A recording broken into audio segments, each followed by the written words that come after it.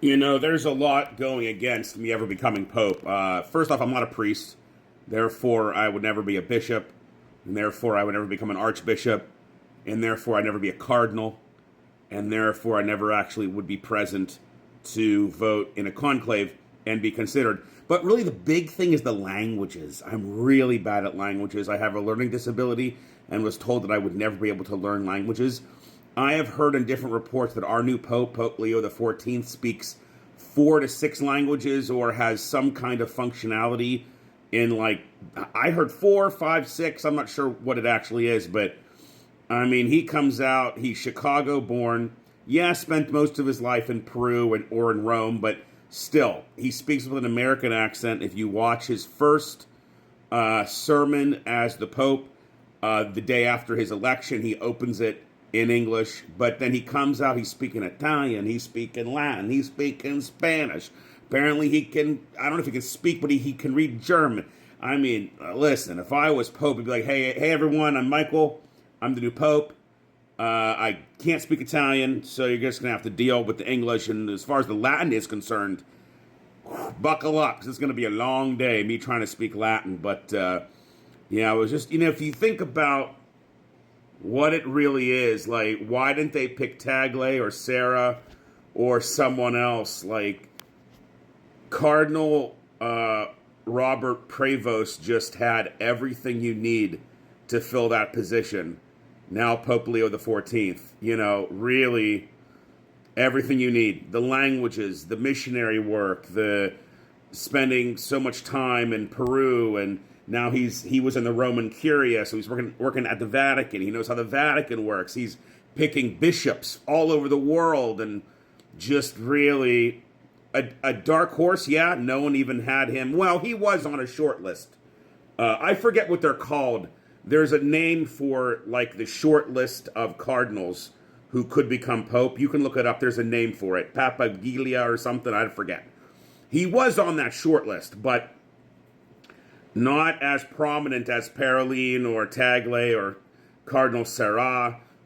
Like, out of nowhere. But when you look at his resume, he's perfect. He's like the perfect person to be pope with all of his skill set. And, but I think that's who should be pope. Not like the guy who everyone expects. Not the guy who seems to be already, like, in charge.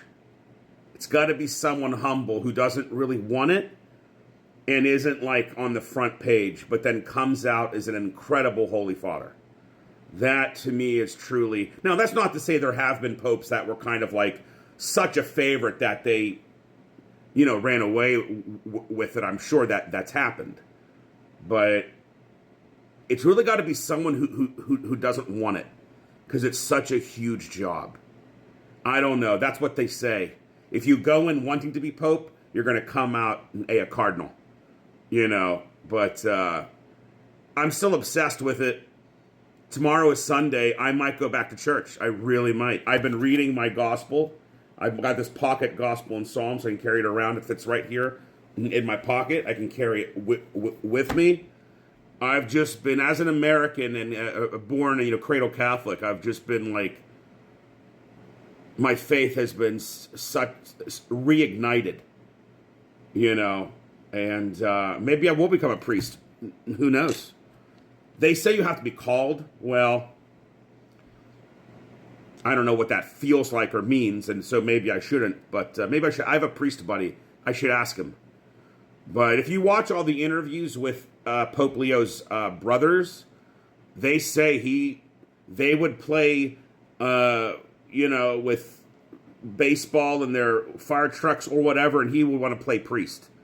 That he knew he was going to become a priest from a very young age. And that's also, I think, really, to get to that level where you're even a cardinal, you've spent your entire life in this. It's not like you were a banker and then one day became a priest and now you're a cardinal. I mean, these are men who have devoted their lives to the church. So, just look up his history. Robert Prevost, now Pope Leo the 14th, has devoted his entire life to religious life, priesthood, the Augustinian, and then became a cardinal. I mean, he was only a cardinal for like 2 years. Imagine you were just made a cardinal. You've just started working at the Vatican, picking bishops, or helping with that process.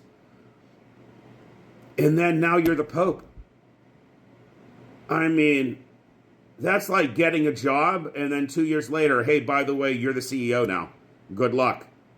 It's unbelievable to me.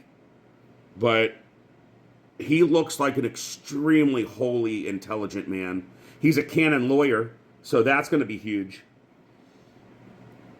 So he is a canon lawyer. So when it comes to what the church rules are from the catechism, if you don't know, the Roman Catholic Church has the catechism of the Catholic Church. I have it in my library. And it's everything that we believe and all the rules of what it is to be Catholic. From gay marriage to this, to that, relationships, whatever, to even, what do you got to do to be Catholic on a daily basis? It's all there in the catechism. And there are canon lawyers who study it, and so they're like the experts in it. And it's a very thick book. It's not something you just kind of read. It's more like you can read it cover to cover if you want, but it's more like, what is the Catholic Church's stance on such and such, and you can find it, and maybe it'll be, I know Pope Francis changed it. He changed, I think, the Catholic belief around execution. I believe he changed that one section.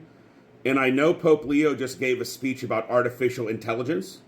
So, as the world progresses, maybe, I don't know if they add to the canon or to the catechism, or if he just gives his opinion on it or whatever. I'm not sure how all that works. Because like before, I don't know all the history, but before Pope Francis, I don't know if any pope had changed it. I don't even know. Google it. I'm just a cradle Catholic. I'm not like a Catholic Church like historian or anything. But I think it was a big deal when Francis like all of a sudden just said, "Hey, we're going to change a part of the catechism." That's a huge deal. Because that's over 1 billion people who are now like, oh, we have a new thing to believe. And it was kind of against, because I think it was against capital punishment, against the death penalty.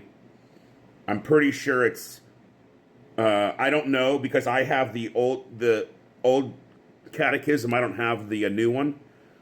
So I'm not sure what exactly he changed, but I think it's kind of like, we don't like it. No death penalty. But I could be wrong. I don't really know. I don't know about the death penalty. Sometimes I think the government shouldn't be killing people. And I think, only, God, that's like playing God. The other part of me is like, if the crimes are just so ridiculously heinous that life in prison just isn't enough punishment for what they did to families and society, but I don't know. Hey, I'll read it. Well, I'll find what he said about it, what Francis put in the catechism or changed, and I'll make another video. Pope Leo XIV, is he bringing this cradle Catholic back to the church? Maybe. Probably yes. I'm reading the Bible, for God's sakes. Of course I'm coming back, baby. With an American flag shirt on.